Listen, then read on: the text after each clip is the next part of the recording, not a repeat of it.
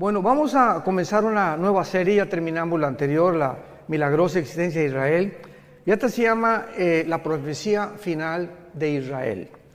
La profecía final de Israel, ¿a qué me refiero? A la profecía de las 70 semanas de Daniel. Abran sus Biblias, Daniel capítulo 9, 24 en adelante. Es muy importante, estando en Israel, que ustedes adquieran un mayor conocimiento, porque desde el Bereshit, apúntalo, Génesis es Bereshit, Bereshit con B grande en el hebreo, hasta el Apocalipsis. Ya el Apocalipsis pues ya está en griego, pero desde el Génesis hasta el Apocalipsis está Israel. Comienza Israel, ¿verdad?, cuando Dios llama a Abraham, y termina el Apocalipsis con 280 citas del Antiguo Testamento. Entonces es lógico que un cristiano que ha entrado a este libro maravilloso, porque Cristo fue judío, la primera iglesia fue judía, los apóstoles eran judíos y nos han dejado un legado a nosotros, los gentiles, para que nosotros podamos aprender de ellos lo que nos dejaron escrito y que podamos entender no solamente su cultura, sus costumbres. Ahora que están aquí, les aseguro, en Israel vas a comenzar a leer la Biblia de una forma diferente. Ya vas a ver Capernaum, pues a Capernaum, ¿verdad?, nos viene el Caná, y comenzamos ya a ubicarnos un poco más dentro de la estructura histórica y geográfica y arqueológica de las Sagradas Escrituras. Entonces es maravilloso. Estos viajes a Israel son tan importantes, y finalmente pues aquí vamos a vivir eternamente, ¿verdad? Claro que después bajará la Nueva Jerusalén, pero aquí estaremos en el milenio reinando con Jesucristo y el rey David como gobernante de Israel. Así que será maravilloso el futuro que nos espera a todos los que seguimos a Jesús. Vamos a dar lectura a este pasaje, pero quiero comenzar desde el versículo 20. Daniel 9, versículo 20 al 27, porque vamos a cubrir este pasaje en dos conferencias, la de hoy en la noche y la terminaremos en Jerusalén. Dice así: aún estaba hablando y orando y confesando mi pecado, está hablando Daniel, y el pecado de mi pueblo Israel, y derramaba mi ruego delante de Jehová mi Dios por el monte santo de mi Dios.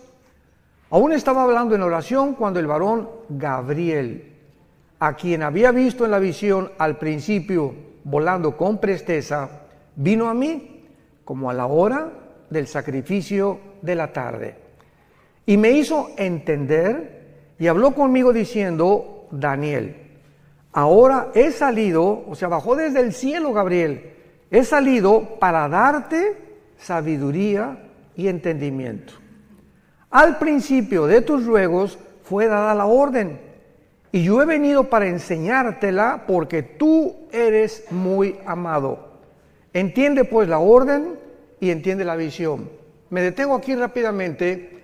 Daniel se encontraba en este tiempo en Babilonia, y Daniel fue movido después a Medo-Persia, estuvo casi 70 años, 67, 70 años en el exilio. El rey Nabucodonosor rodeó, sitió Jerusalén y se llevó más de 50,000 judíos a Babilonia, lo que es actualmente Irak. Entonces, si ustedes ven Babilonia en la Biblia, es Irak. Pertenece a la zona geográfica entre Siria, Irak o la Mesopotamia. Entonces, Daniel iba entre esos judíos que fueron llevados a Babilonia, él y 3 de sus amigos. Tendría como 16 o 17 años de edad.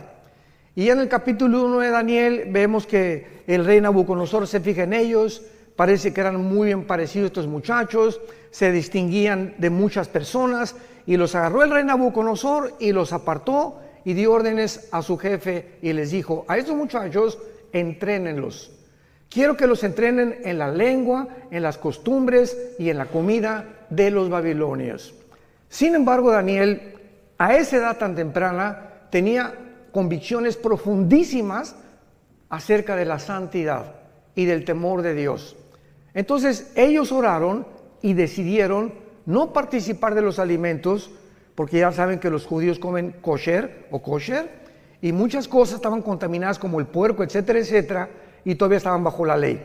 Entonces se negaron a comer esas cosas y le pidieron al guardia de la capitán del rey Nabucodonosor que les perdonara, que les diera la oportunidad de comer puras verduras y puras ensaladas, y que los probara dentro de 2 o 3 meses para que demostraran que iban a tener más salud que todos los demás. Bueno, pues Dios les dio gracia y así fue, y Daniel y sus amigos comieron una comida vegana en aquel tiempo y fueron realmente con mucha más salud que todos los demás que les rodeaban. Y así Daniel creció bajo el rey Nabucodonosor, bajo el rey Darío de los medos persas, porque después de los babilonios vinieron los persas, los griegos y los romanos, históricamente hablando. Y Daniel, en el capítulo 9, tiene 90 años de edad. Abordamos ya el final de su vida y Daniel se da cuenta, vayamos rápidamente al libro de Jeremías, capítulo 25, comienza a estudiar Daniel Jeremías y descubre algo que comienza a conmover las más profundas fibras de su alma. Dice Jeremías 25, versículo 14: y toda esta tierra será puesta en ruinas y en espanto, y servirán estas naciones al rey de Babilonia 70 años. Y cuando sean cumplidos los 70 años, castigaré al rey de Babilonia y a aquella nación por su maldad, ha dicho Jehová, y la tierra de los caldeos, y la convertiré en desierto para siempre. Daniel descubre que la cautividad babilónica está a punto ya de cumplirse. Y dice, bueno, 70 años ya, estamos casi en el año 69. Y entonces Daniel, conmovido, comienza a preguntarle a Dios en todo el capítulo 9, orando, que cuál sería el destino final entonces de Israel. Bueno, vamos, ya se cumplen los 70 años, ¿nos vas a regresar a nuestra tierra? ¿Nos has abandonado por completo? ¿Cuál es el futuro de la nación Santa Jerusalén y de tu pueblo judío? Y entonces Dios manda al ángel Gabriel.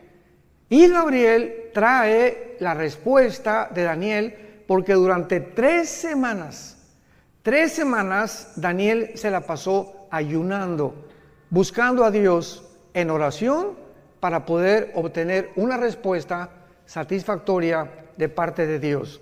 Entonces el ángel Gabriel se le aparece a Daniel y le revela el ángel Gabriel toda la historia de Israel hasta la segunda venida de Jesucristo.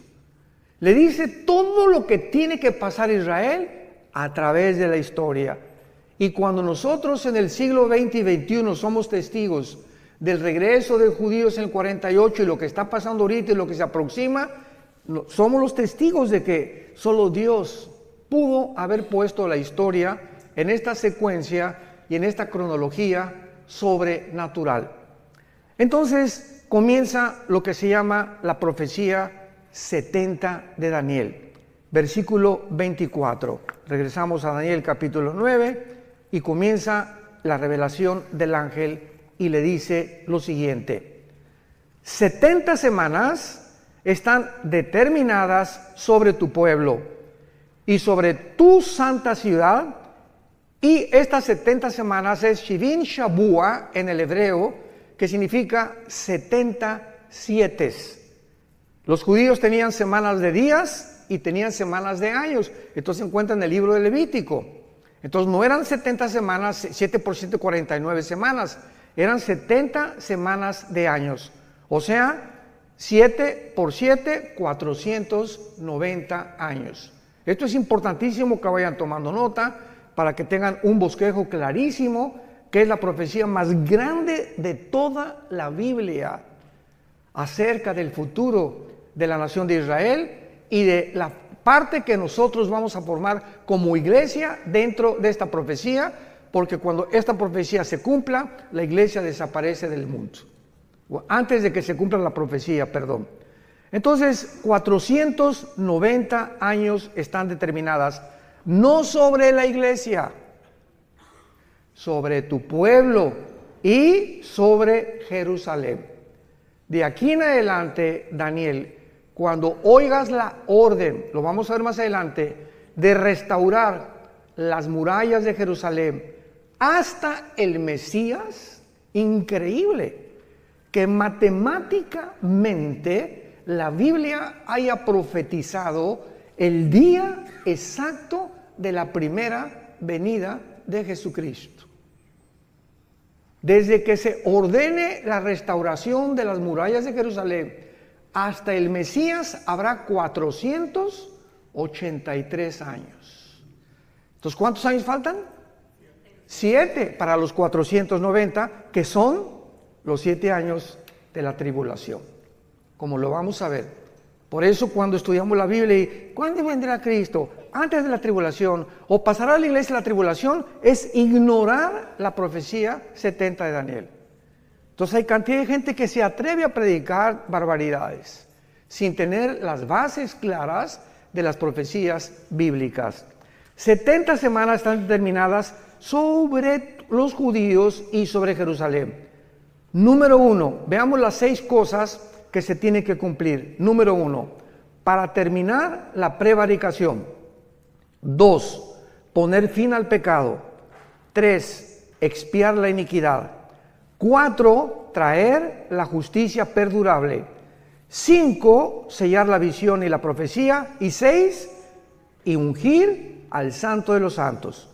Sabe pues, le dice el ángel, y entiende que desde la salida de la orden para restaurar y edificar Jerusalén hasta el Mesías habrá 7 semanas y 62 semanas, y se volverá a edificar la plaza y el muro en tiempos angustiosos, y después de las de 62 semanas se quitará la vida al Mashiach, a Mashiach, a Mashoch, como dicen en hebreo, mas no por sí. Y el pueblo de un príncipe que ha de venir destruirá la ciudad y el santuario, y su fin será con inundación.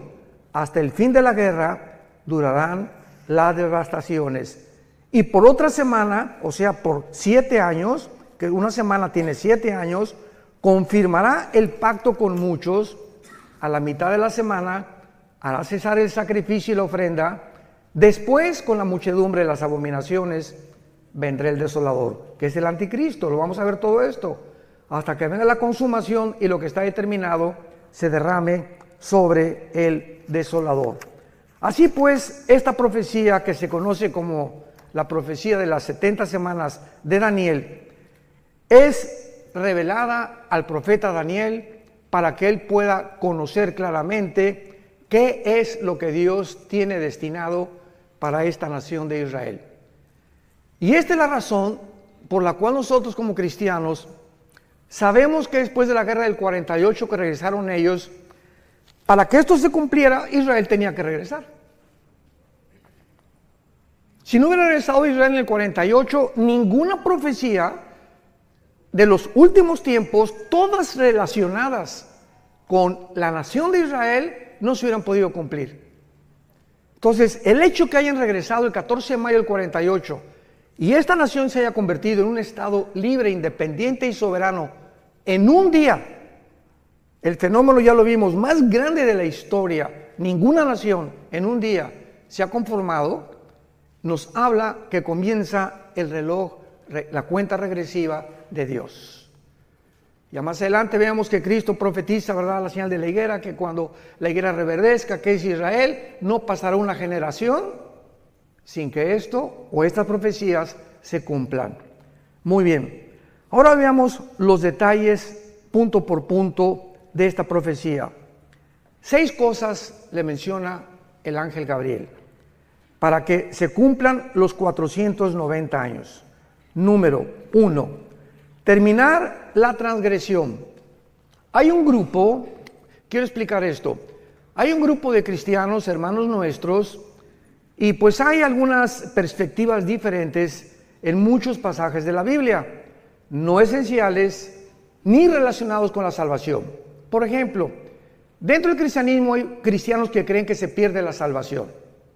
Y si tú crees que se pierde la salvación y yo no creo que se pierda la salvación, es una doctrina no esencial, aunque va a detener el desarrollo de tu comprensión de muchas cosas, pero nos vamos a ver en el cielo. Finalmente, ¿no?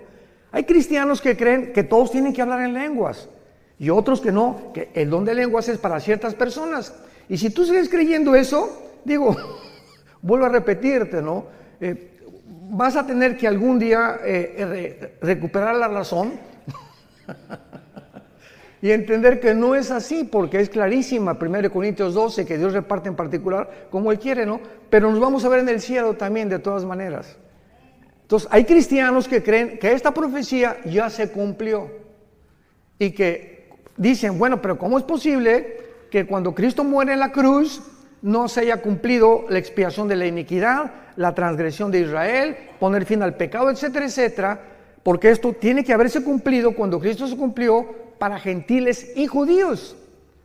¿Cuál es el problema o cuál es la razón por la cual hay una parte del cristianismo que interpreta de esta manera esta profecía? Es muy fácil la respuesta.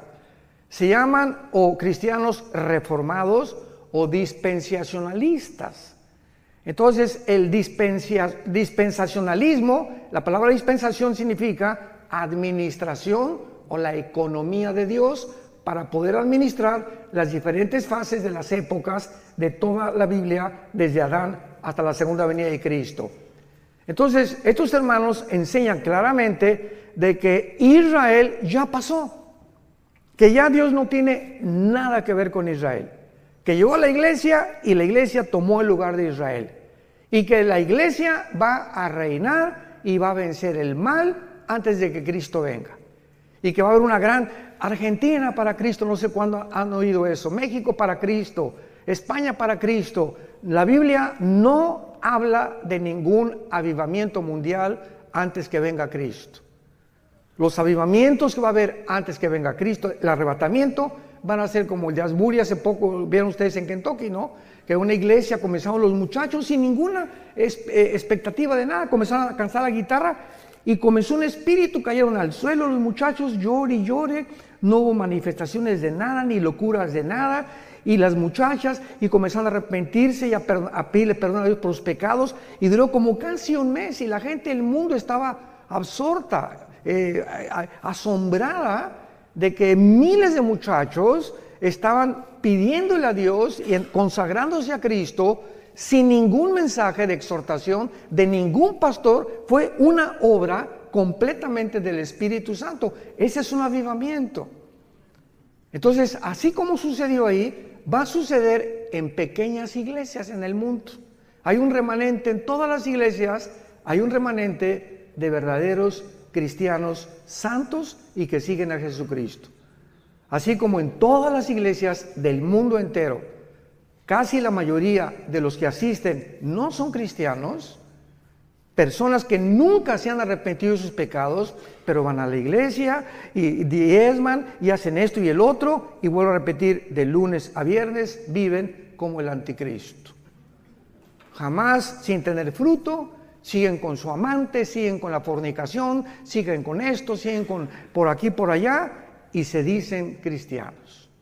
Pero esto está escrito, que la maldad tenía que crecer dentro de la iglesia, iba a leudar la vida de muchos cristianos, que iban a ser arrastrados por el mundo, y cuando venga Cristo se quedarán en el arrebatamiento, y ahí descubrirán que nunca realmente siguieron a Jesús. Muy bien. Entonces, cuando la Biblia dice que se va a terminar la transgresión, Dios no ha terminado con Israel. Siempre que he tenido discusiones en programas de televisión o en entrevistas, le digo a mis hermanos pastores que discuten o que alegan o que tenemos debates, Romanos 9, Romanos 10 y Romanos 11 son 3 capítulos suficientes en el Nuevo Testamento para testificar que Dios no ha acabado con Israel. Cristo rechazó a Israel y están en la banca. Y estamos en el partido, la iglesia, ahorita estamos ahí en el Estadio Azteca jugando.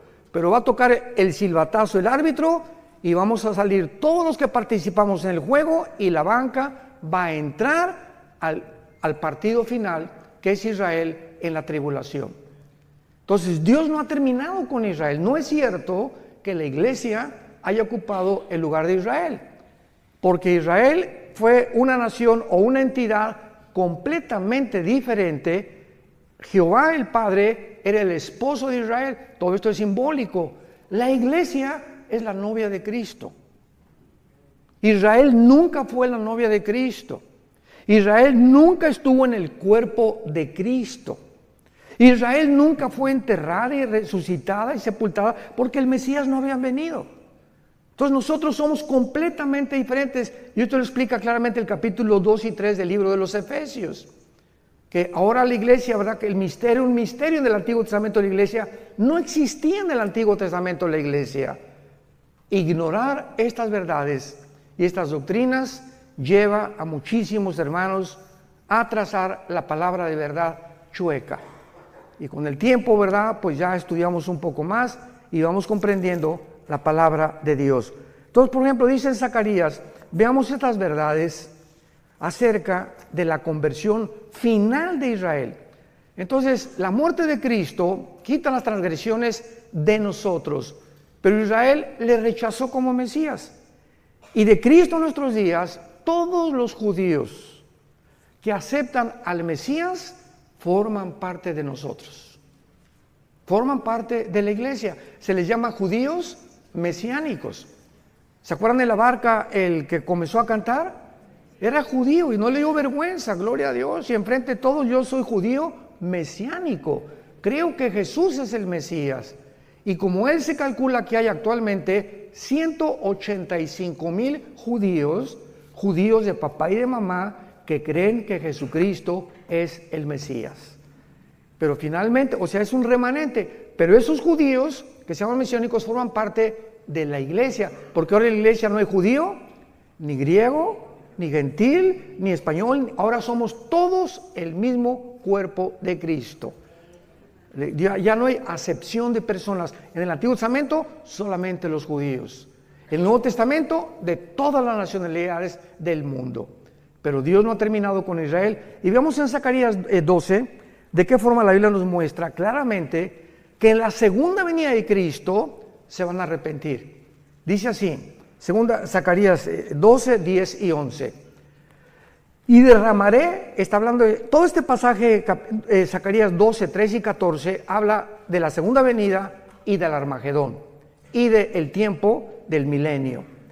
Derramaré sobre la casa de Israel, dice la Biblia, espíritu de gracia y de oración sobre la casa de David. Sobre la casa de David y sobre los moradores de Catepec, dice. No, ¿verdad? Ni de Toluca. Sobre los moradores de Jerusalén. Espíritu de gracia y oración, y mirarán a mí, a quien traspasaron, y librarán y llorarán como llora por hijo unigénito, afligiéndose por él como quien se aflige por el primogénito. Esto no ha sucedido por el amor de Dios. Y luego si lees Apocalipsis 1, 7 y 8, y mirarán al que traspasaron y llorarán, se vuelve a repetir el apóstol Juan, lo que dice 600 años el profeta Daniel, que cuando Cristo venga, ¿con qué él era el Mesías?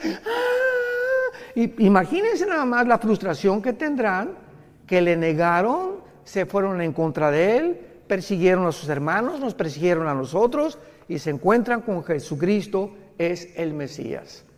Porque ahorita los judíos ortodoxos, ustedes ven, los de negro, que traen como caireles así, con sombrero, todos de negro vestidos, ¿verdad? Caminan así.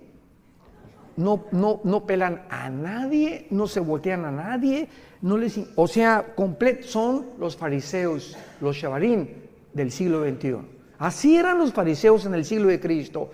Orgullosos, y esto y el otro, y por aquí, por allá, y no tenían empatía por nadie. Una mujer ahí llorando, no le hacían caso, te acercabas a ellos y te miraban así. No han cambiado absolutamente nada. Y ahora que vayamos a Jerusalén, cuando vayamos al muro, vamos a ir al muro de los lamentos, van a verlos a todos ellos, ¿no? Una religiosidad, pero tremenda. Dicen los jóvenes, cañón. Entonces, ahorita Israel tiene dos espíritus. El espíritu de una religiosidad asfixiante y un libertinaje sexual como jamás había existido. Tel Aviv, capital de los gays del mundo entero. Estaba en Madrid el año pasado, ya se cambió a Tel Aviv. Y bíblicamente va a ser la última capital de ellos, porque Apocalipsis 11 habla y dice, Jerusalén será como Sodoma y Gomorra. Fíjense, nada más hace 2000 años se profetizó en Apocalipsis que llegaría el tiempo en que se convertiría como Sodoma y como Egipto. Y ya lo estamos viendo con nuestros propios ojos. Muy bien. Y dice el capítulo 13 de también Zacarías, versículo 1, y en aquel tiempo, está hablando el mismo tiempo cuando venga el Mesías, habrá un manantial abierto para la casa de David y para los habitantes de Jerusalén, para la purificación del pecado y de la inmundicia. Hasta que venga Jesucristo en la tribulación, van a ser purificados, van a enfrentarse con la limpieza de sus pecados. Es la primera condición de la profecía de Daniel, terminar la prevaricación. Y en el capítulo 14 de Zacarías, esto es precioso porque habla de la segunda venida de Cristo, Zacarías 14, versículo 4, y se afirmarán los pies, está hablando cuando venga Cristo, en aquel día sobre el monte de los olivos, cuando venga Cristo, ¿dónde va a poner sus pies? Donde fue crucificado. Ahí se va a volver a parar Jesús, que está enfrente de Jerusalén al oriente, y el monte de los olivos se partirá, escuchen esto, cuando venga Jesús y se pare ahí, se va a partir por el medio, hacia el oriente y hacia el occidente, haciendo un valle muy grande, y la mitad del monte se apartará al norte y la otra mitad hacia el sur. Cuando venga Cristo, vean esto, se hace una rajada en la tierra en forma de cruz. Se vuelve a hacer la cruz, pero ahora no entre el cielo y la tierra, ahora en la tierra, así, del norte a sur, de oriente a occidente. Y dice el versículo 9, y Jehová será rey sobre toda la tierra en aquel día, Jehová será uno y uno su nombre. ¿Cómo se puede entonces entender de que esto ya pasó? O de que esta profecía se va a cumplir ya cuando Jesús vino, por no entender la diferencia entre Israel y la iglesia. Nos remontamos al mismo común factor denominador. Vayamos al segundo punto, Daniel 9, segunda condición. En segundo lugar, poner fin al pecado. Poner fin al pecado. Vayamos a Jeremías 31, otra profecía para el futuro, para Israel, cuando se les impartirá vida espiritual nueva a los judíos. En el 48, santos de Dios, en el 48, 1948, el siglo pasado, Israel resucitó nacionalmente, no han resucitado espiritualmente. Entonces regresaron a su tierra en incredulidad y siguen en incredulidad. ¿Cuándo todo Israel se convertirá al Mesías? Cuando Jesucristo regrese por segunda vez. Entonces por eso dice la Biblia, pondrán fin al pecado. Jeremías 31, versículo 31 al 33. Vean qué belleza de profecía encontramos aquí. He aquí que vienen días, dice Jehová, en los cuales haré nuevo pacto con la casa de Israel y con la casa de Judá. No como el pacto que hice con sus padres el día que tomé su mano para sacarlos de la tierra de Egipto, porque ellos invalidaron mi pacto, aunque fui yo un marido, ahí está, fui un marido para ellos, dice Jehová. Pero este es el pacto que haré con la casa de Israel. Después de aquellos días daré mi ley en su mente, la escribiré en su corazón, yo seré para ellos Dios, y ellos me serán a mí por pueblo. Este pacto, que es el pacto de sangre, Hebreos capítulo 8, nosotros somos los beneficiarios. Porque nosotros que somos la iglesia, en el momento que recibimos al Espíritu Santo, comenzamos en nuestra mente a conocer las leyes de Dios, y dichosos los que las guardan en su corazón. Bendito sea el varón que día y noche medita en este libro de la ley, que guarda en su corazón las palabras de Dios y las enseña a su esposa, las enseña a sus hijos, porque esa será la casa que yo bendeciré, dice Jehová de los ejércitos. Entonces, esto es para el futuro. Y dice aquí claramente, ¿verdad? El versículo 38 de Jeremías 31. Vienen días, dice Jehová, en que la ciudad será edificada a Jehová, desde la tierra de Janael hasta la puerta del ángulo.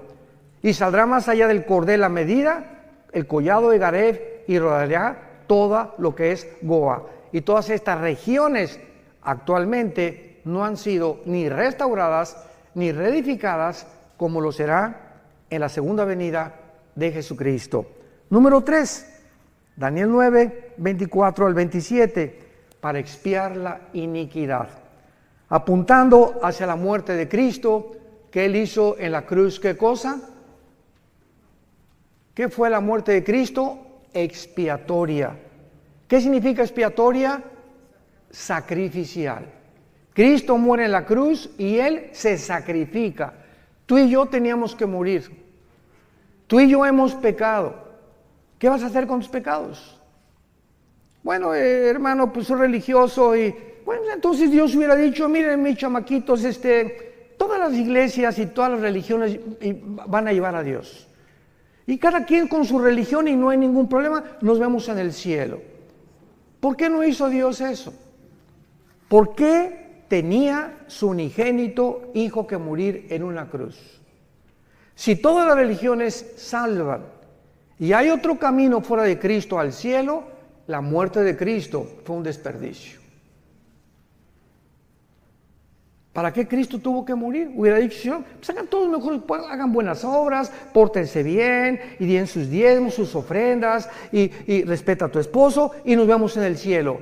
Y cuando estaba en Getsemaní, Jesucristo comenzó la pasión, cayó de rodillas, y comenzó lo que se llama la hematodrosis, científicamente, que es cuando los capilaridades de la sangre se rompen por una presión externa que experimentó Cristo. Ahora vamos a ir a Getsemaní, y es curioso que la palabra Getsemaní significa el aceite prensado. Es lo que significa Getsemaní en el hebreo, aceite prensado. Y ahí comienza Cristo a ser prensado, apretado, y sale la sangre. Y Jesús grita, Padre, si es posible, ¿habrá otra forma en la que puedas perdonar a la raza humana? ¿Por qué no les dice nada más que se portan bien, Señor? Que cada quien tenga su religión y todo. 3 veces Cristo dijo, Señor, si es posible, pasa de mí esta copa. ¿Cuál era el temor de Jesús? ¿Los clavos? ¿El látigo de 7 colas de los romanos que se enrollaba en el cuerpo de la víctima, le daba como 4 o 5 vueltas y tenían puntas de hueso y de hierro, las puntas de los látigos romanos, y cuando el soldado jalaba el látigo, desgajaba todos los tejidos subcutáneos de la espalda y del pecho. Entonces, después de los 39, porque la ley judía decía que no podían ser más de 40 latigazos, entonces le dieron 39. Cuando Cristo termina de flagelarlo, Cristo no tenía piel ni aquí, no tenía piel en la espalda. Y sobre eso le ponen un manto que se le pega como una hora de aquí a la cruz, y cuando llega a la cruz le arrancan el manto para toda la piel que le quedaba, y así con esa espalda despellejada y sin ninguna protección, lo acuestan en un madero. A eso le tendría miedo Jesús cuando dijo, si es posible, pasa de mí esta copa, o los clavos. ¿Cuál era la razón por la cual Cristo sudó sangre y le dijo a su Padre, Padre, no hay otra manera en tu inmensa sabiduría en la que la raza humana pueda ser rescatada y liberada del pecado, Cristo sufrió y experimentó en la cruz lo más terrible que pudo haber sucedido físicamente. En la cruz el Padre abandonó al Hijo. Elí, Elí, lama sabactani, gritó en arameo. Dios mío, ¿por qué me has desamparado? Algo sucedió misterioso en la cruz, que el Padre deja al Hijo solo. Nunca en toda la eternidad había sucedido esto. Que el Padre se separara de su Hijo. Y el Hijo en ese momento, cuando nuestros pecados, tus pecados y mis pecados, fueron puestos en el cuerpo de Cristo, el Padre no podía estar en Él, no podía siquiera estar junto a Él. Y ahí lo dejó que llevara los pecados y que muriera en la cruz completamente abandonado. Sin embargo, ¿saben por qué lo hizo? Al Hijo no lo perdonó para perdonarnos a nosotros. Lo que Él pagó y lo que nosotros merecíamos, lo puso sobre su Hijo. Y a nosotros sí nos perdonó. Y estará con nosotros para siempre, porque de tal manera. ¿Ya entiendes ahora el versículo Juan 3:16? Porque de tal manera. No hay otras palabras del Espíritu Santo, de tal manera. No se puede pronunciar lo que sucedió. De tal manera nos amó Dios.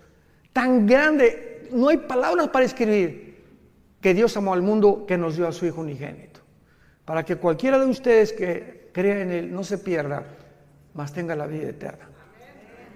Y Dios muestra su amor para con nosotros en que siendo pecadores, o sea, ahí está el chanclas y el pitirijas, cuijas, borracho, un homosexual, una lesbiana, borracho, parrandero y jugador. Y vean ustedes, esta es la cruz.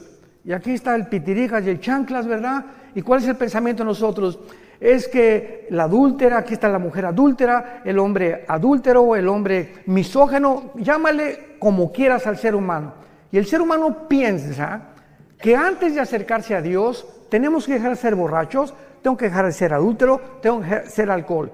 Tenemos que dejar de pecar y entonces venimos a Dios y nos acepta. Y la Biblia dice, ven cómo estás.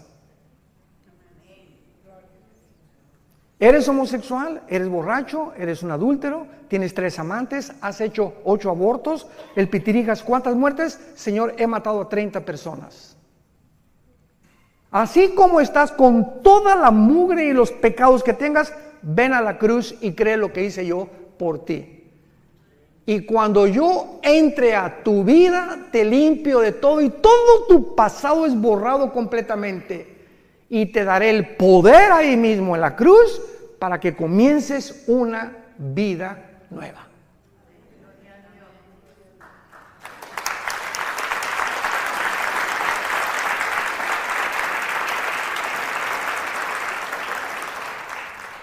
¿Saben ustedes cuál es la palabra que no se encuentra en ninguna religión? Gracia. Esto se llama gracia. Una palabra desconocida que es la gracia, algo que no merecemos.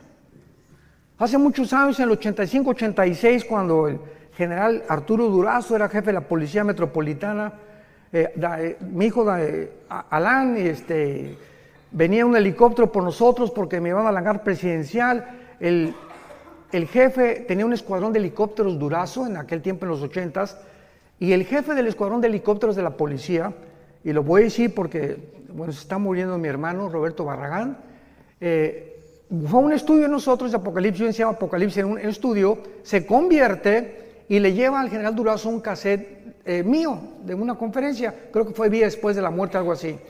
Y entonces el general Durazo le dice al teniente coronel Roberto Barragán, tráeme a ese, me decía, Alducino, tráeme a ese Alducino para que venga aquí. Y juntó a Lino Ventura, al jefe del servicio secreto en aquel tiempo, al jefe de seguridad en el hangar presidencial. Oye, que quieren que les un mensaje a todos. Y estaban todos sentados en desayuno en el hangar presidencial. Bueno, pues al se acordar de esto, ¿verdad? Prediqué ahí, a la salida dije, a ver dónde me escondo. Prediqué de qué le sirve al hombre ganar el mundo si pierde su alma. total que fue impactado el general Durazo y de ahí, ¿te acuerdas? Nos llevó al colegio de la policía, al desierto de los leones. Y a todos los meros de rango más alto de la policía les predicamos también. Bueno, para no ser tan largo el cuento, yo le dije, general, a mí me interesa predicarle a los presos, porque teníamos un ministerio en Santa Marta, Catitla, en la Penitenciaría Federal y en la cárcel de mujeres, en la carretera que lleva hasta Puebla, Calzada Zaragoza. Y entonces nos mandó un helicóptero y a todo eran 1,636 presos en ese tiempo, y ordenó el general Durazo al general de la prisión, que también era policía, que los juntara en el patio a todos. Y después de que hicimos ese evento, todos los presos así, ¿verdad? Y rasgados, y ves en el video que tenemos ahí, pero así unas caras, y conforme iba pasando el mensaje, ves cómo se les iban suavizando las caras, se convirtieron 1,150 presos. 1,150 presos. Y al final llega uno y se acerca conmigo y me dice, oiga, pastor, quiero contarle algo. Sí, con mucho gusto, venía pero bañado en lágrimas. Y me dice, fíjese que yo estoy aquí en la prisión por un asesinato. Yo soy gatillero a sueldo de Veracruz, donde dicen que la vida no vale nada. Y me mandaron, desde los 12 años me contrataron para matar personas. Desde los 12 años. Y yo llevo hasta ahorita 27 asesinatos. Vine hace algunos meses a México comisionado para matar a un político y en el periférico se me atravesó alguien, saqué la 38 y lo maté. Por ese asesinato me agarraron y estoy aquí en la cárcel, no por los otros 27 que yo debo. ¿Usted cree que Dios me puede perdonar? Y le dije, si tus pecados fueren como el carbón, como la blanca lana, vendrán a ser. Eres hijo de Dios y todo tu pasado está borrado. ¿Y saben qué es lo que pasa? Que los fariseos dicen, ay sí, qué fácil. No, pues sabes una cosa, contéstale, no fue así de fácil. Al Hijo de Dios le costó su vida en una cruz.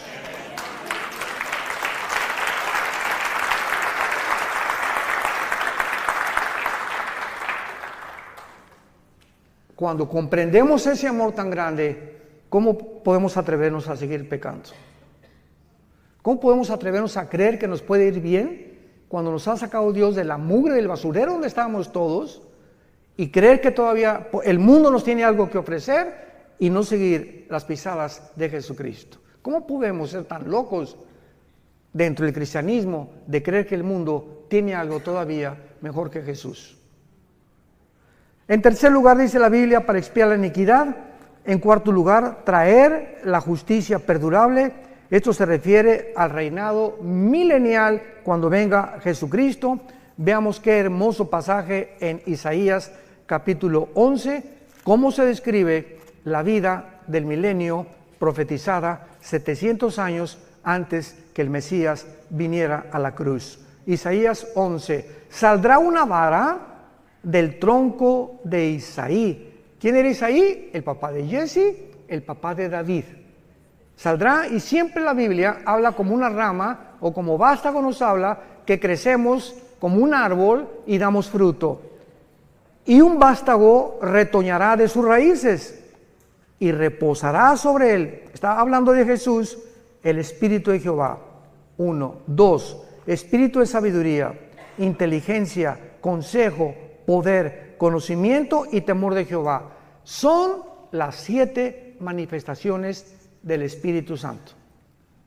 Y la única persona que ha tenido estas 7 manifestaciones ha sido Jesucristo. Por allá tú tienes una, el otro tiene 2, el otro tiene 3, etcétera, etcétera. Pero sobre él estaba toda la deidad de Dios. Jesucristo era 100% hombre y 100% divino. Así que en él reposaba todo completamente, no le hacía falta nada. ¿Cómo le iba a hacer falta algo si él mismo era Dios? Y luego dice en el versículo 6, morará el lobo con el cordero, el leopardo con el cabrito se acostará, el becerro y el león y la bestia doméstica andarán juntos, y un niño los pastoreará. La vaca y la osa pasarán, sus crías se echarán juntas, y el león, como el buey, comerá paja, y el niño de pecho jugará sobre la cueva del áspid, y el recién destetado extenderá su mano sobre la caverna de la víbora. No harán mal ni dañarán en todo mi santo monte, porque la tierra será llena del conocimiento de Jehová, como las aguas cubren el mar. ¿Cuándo será esto? Cuando regrese Jesucristo y reinemos con Él 1000 años en este mundo. Verán las serpientes jugando con los niños recién nacidos, el león jugando con un corderito, una osa con una vaca no se la va a comer porque se perderá la ferocidad.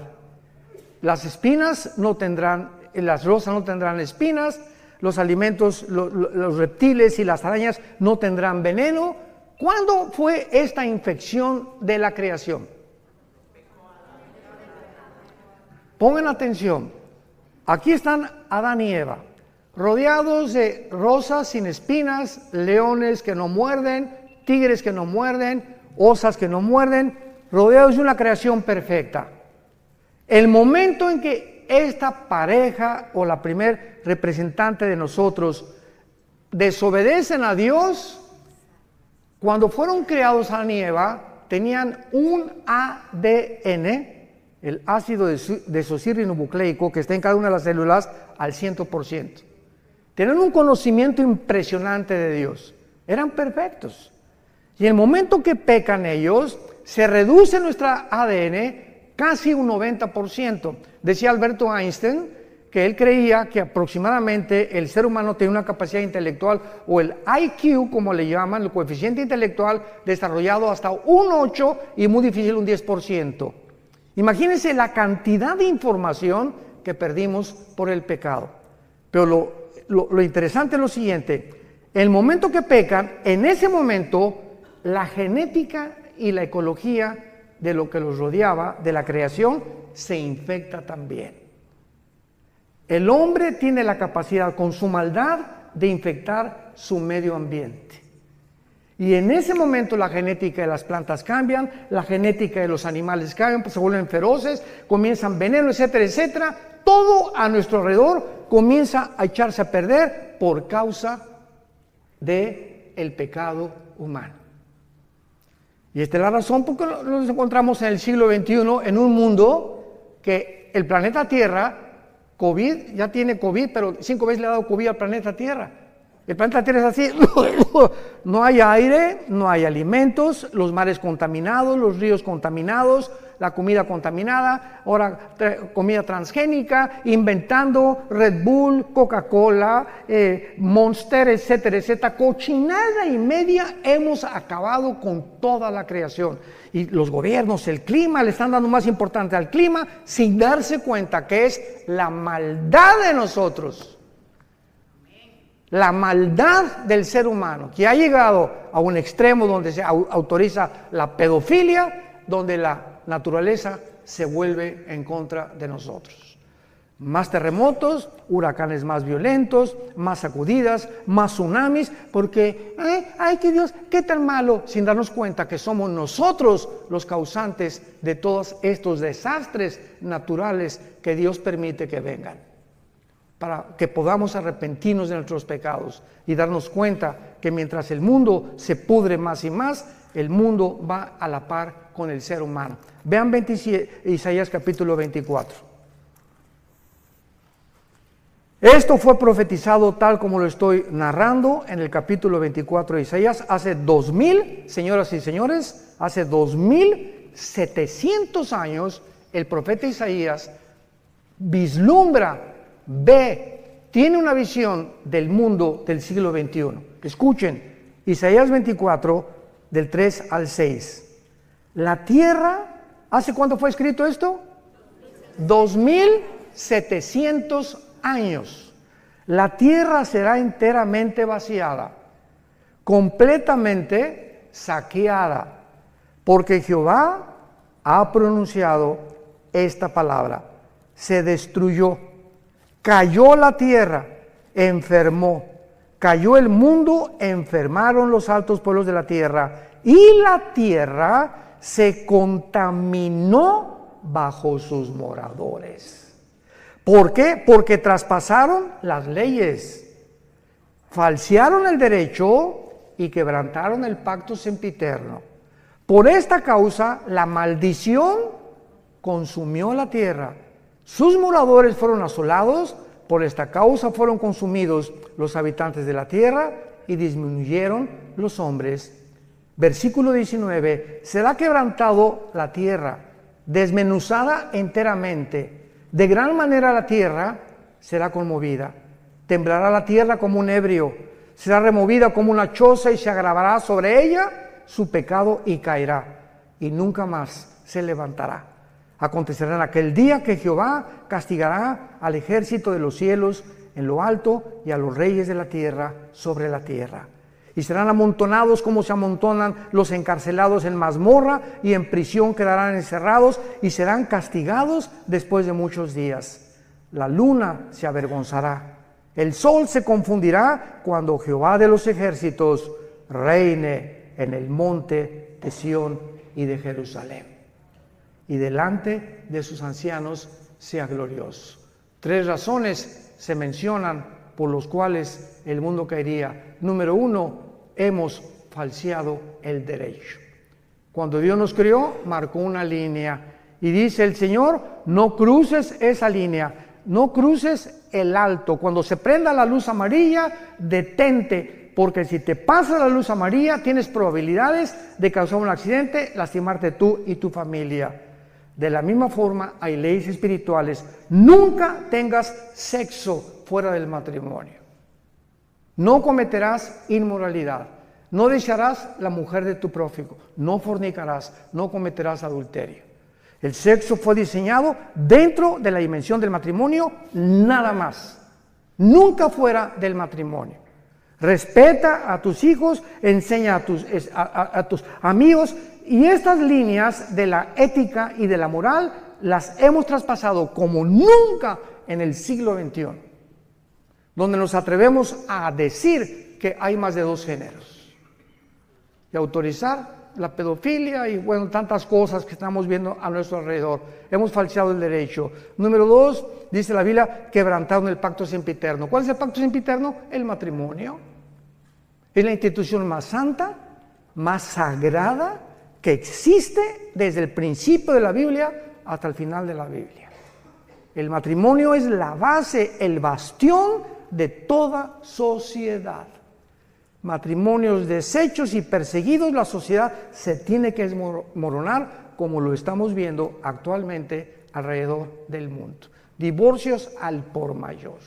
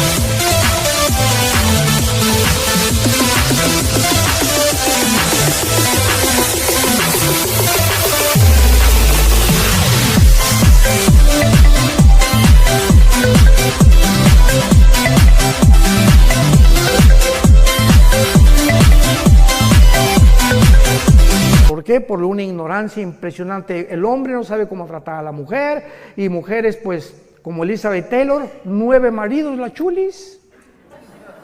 La mujer más bonita del siglo XX, 9 maridos. ¿Por qué? Porque pues Pepe no me gustó, Jorge no me cumplió el cargo que yo quería, y Calandrio tampoco me hizo esto, y el otro no me hace los huevos como lo hacía mi mamá, y busque en los hombres la felicidad. Ahí está la mujer samaritana, 5 maridos, ¿se acuerdan? Llevaba 5 maridos la pobrecita, buscando y creyendo que un hombre u otro mejor matrimonio, otra mujer, te va a hacer feliz. ¡Qué cosa tan tonta del ser humano! Se calculan los psicólogos que el segundo matrimonio es peor y el tercero es peor todavía cuando hay adulterio y cuando lo hiciste por adulterio. ¿Cómo te puede ir bien en la vida de esa manera? Y creyendo siempre, no, esta mujer no, hay otra mejor, y este está más guapo, y esta está más bonita, y esta está 20 años más chica que yo, y me voy con las chamaquitas, etcétera, etcétera. Esa es la mente sin freno, las pasiones desenfrenadas del ser humano que lo llevan a estrellarse contra la pared. Y hombres que pierden su esposa, pierden sus hijos, su trabajo, la vergüenza, simplemente por media hora de placer. Y por muchachas que creen con la cara del lobo y cocodrilo que tienes, que porque estás, ¿verdad? Como dicen en mi tierra, viejos rabo verdes. Y finalmente se encuentran con el juicio final de Dios, por haber violado el pacto sempiterno de Dios.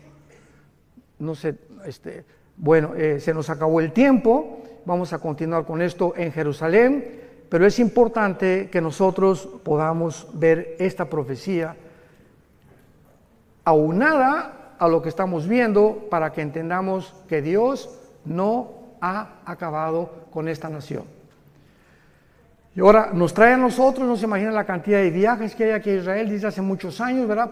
Como a todos los guías y a todos los judíos que me he encontrado en estos días por acá, mi esposo y yo teníamos 10 años que no veníamos a Israel. En 2013 fue la última vez que venimos. Alan viene más seguido, pero nosotros teníamos 10 años que no veníamos. Siempre les digo a todos los judíos, ¿sabes una cosa? Que es increíble cómo Dios los ama. Hoy Alan me presentó al gerente del restaurante, estamos platicando y me dice, ¿tú qué haces? Le digo, voy a enseñar en la noche el libro de Daniel, las profecías de Daniel, y voy a enseñar que Israel, que Dios no ha acabado con ustedes, y se quedó así, porque él también se llamaba Gabriel. Le dije, voy a hablar del ángel Gabriel, tu pariente, le dije. Pero es maravilloso, ¿verdad? Porque ellos se sorprenden que nosotros tengamos un poco más de profundidad en la Torá o en la ley para ellos, que son los 5 libros de la Biblia, que ellos mismos y que los mismos rabinos. Porque dice 2 Corintios 3 que cuando se les caiga el velo van a convertirse. Y ahorita los judíos tienen un velo que les impide ver y entender la realidad de quién es Jesucristo. Padre, te damos gracias en esta noche preciosa, donde nuestros cuerpos, que son el templo del Espíritu Santo, ya no nos pertenecemos a nosotros, ya no podemos hacer lo que querramos con nuestro cuerpo, porque nos has comprado con precio, con tu sangre preciosa, no con oro y plata, sino con tu sangre preciosa que derramaste en esa cruz. Abre nuestro entendimiento, Espíritu Santo, para que podamos comprender la anchura, la altura y la profundidad del amor de Jesús, que sobrepasa todo entendimiento. Gracias, Señor Jesús, el unigénito de Dios. En Él fueron hechos los cielos y la tierra, y todas las cosas fueron hechas, y sin Él nada ha sido hecho. En Él estaba la vida, y la vida era la luz de los hombres. Gracias, Jesús, porque tus apóstoles te palparon, vivieron contigo 3 años y medio, escucharon del verbo de vida, que tú eras la vida encarnada, que te hiciste hombre para poder vivir entre nosotros y voltear completamente la manera como vivimos a la manera que a tu Padre le agrada. Aprendan de mí, dijo Jesús, que soy manso y humilde de corazón, y hallaréis gracia y descanso para vuestras almas. Oramos en tu nombre precioso. Señor Jesús, te amamos con todo el corazón y mantendremos la pasión por la verdad hasta el último día de nuestra vida. Amén.